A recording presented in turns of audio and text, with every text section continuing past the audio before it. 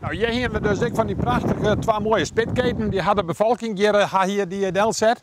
Mooi met rijt bedekt. Zo stien ze hier vroeger. Dat jaren hier het weer heide.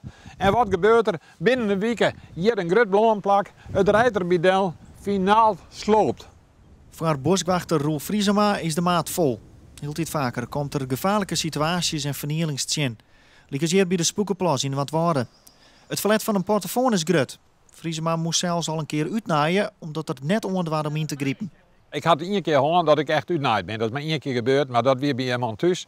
Maar toen denk ik, nou moet ik voortwijzen. Ik hier zien collega's zijn van Blue even in de auto zitten, liet de door los. Als het misgeeft, dan spring ik in de auto. Dat had ik toen dienen.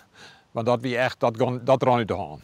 Net al in de boswachters had de kraaien met agressie en kuierders hadden wel eens ruzie. Je hebt protte meesten in kuier in het bos, maar je hebt wel protte mountainbikers in het bos. Nou, dan zit je vooral bij snelle paadjes. En wat ga je dan?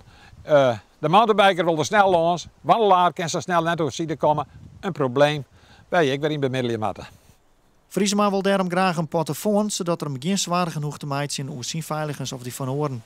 Een portofoon zou ik beter wezen als een telefoon, omdat de verbinding in bossen vaak min is. Maar het gaat de boswachter vooral om een achterwacht. Als je jongens bij 1 of 2 man in de bos bent en je rent in een moeilijke situatie, jongen. En er ben echt een tegenpartij met drugsgebruik en het is dan mag je een middel hebben om te waarschuwen, hier ben ik en ik ga gevaar.